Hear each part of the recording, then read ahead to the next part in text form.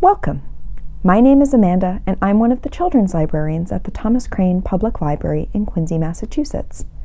This video is part of our DIY Children's Program Resources. For more program resources, as well as ebooks, streaming movies, TV, music, and much more, please visit thomascranelibrary.org. Today, we're going to do a geometry activity making tessellations. Look at a tile floor and you'll see a tessellation. When we lay out shapes closely together so there are no gaps in between, that's a tessellation. You can do this with lots of regular geometric shapes, like squares, triangles, and hexagons. But what happens when it comes to more complex shapes? How do you make sure they always lock together correctly? I'll show you how. For this activity, you only need a couple of things. You need some heavy paper or cardboard, a pencil, a pair of scissors and an adult to help, some tape, and some regular paper to draw on. Let's get everything together and get started. Before we do anything else, let's look at tessellations with regular shapes. First, I'm going to take out some hexagons. You can see that they fit together very nicely. Now let's see what happens when we try some trapezoids.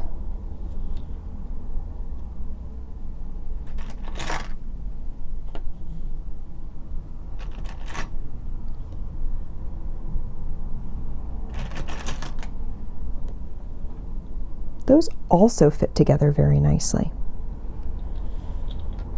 What about diamonds?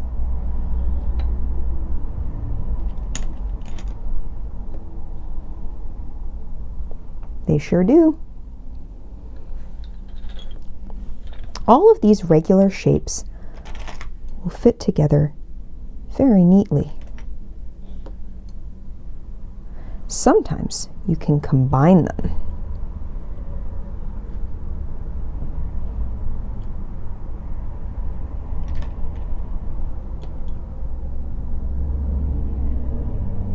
See how there's no gap right here. Now, let's try making something a little more complicated. We're going to start with our heavy paper. I'm using an old folder.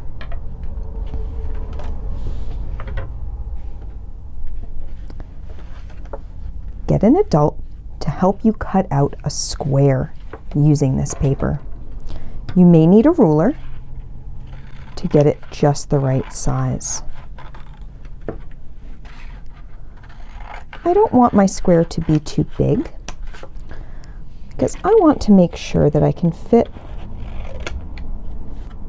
lots of my tessellation onto one piece of paper. I'm just going to use my ruler to help me tighten things up a little bit.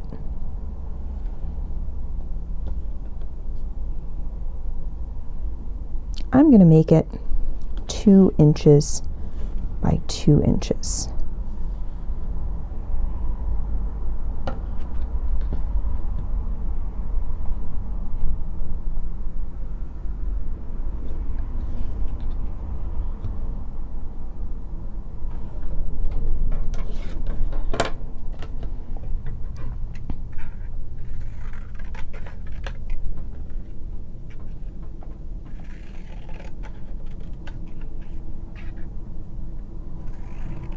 If you have a bigger piece of paper, you can definitely make your tessellation bigger to start with.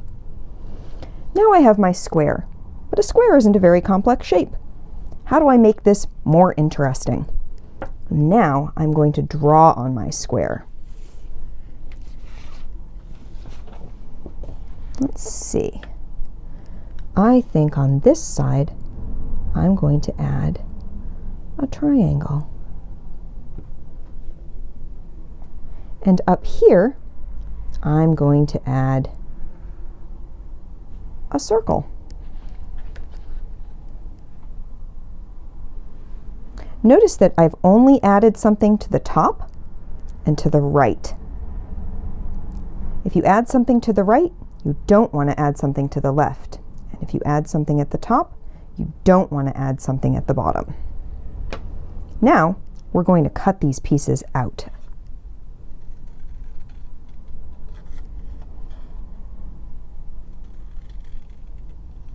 Don't throw them away. You're going to want to keep these.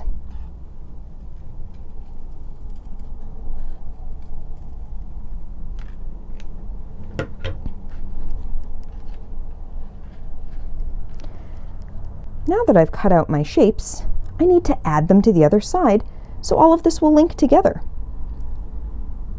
I'm going to make it fit exactly where it goes so that it matches the other side where I cut it out.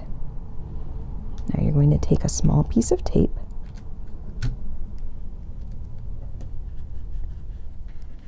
and tape your shape together.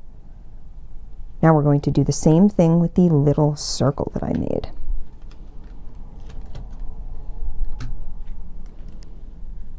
You might need to look very closely to figure out where exactly you fit it in.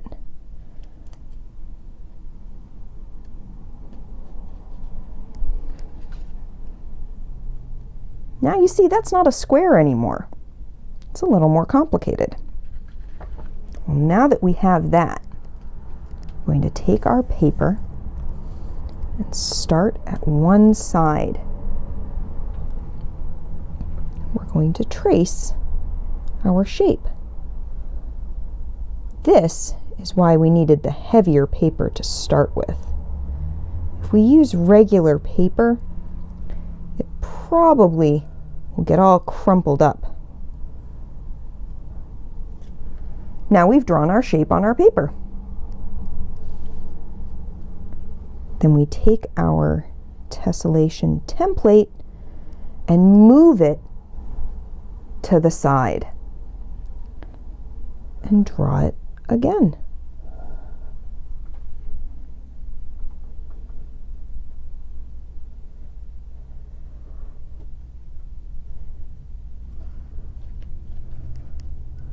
Now I have two of my shape. Let's make 4. Now let's try going down here.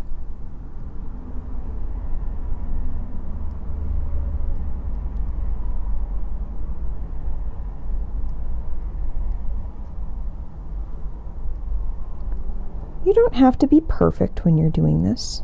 Don't worry about making some mistakes. You'll notice as we go that we're starting to make more of our shape as we go. You can see there's the top of our shape made by the bottom of the previous shape. Let's do one more. I could cover this entire paper with this shape if I wanted to, and you can definitely do that when you do this on your own. Look at what I've made. I've made a tessellation with my new complex shape. You can make all sorts of shapes like this. All you need is some paper, some pencils, some scissors, and some tape, and some time. Try making some of these on your own, then color them in. See what sorts of patterns you can make.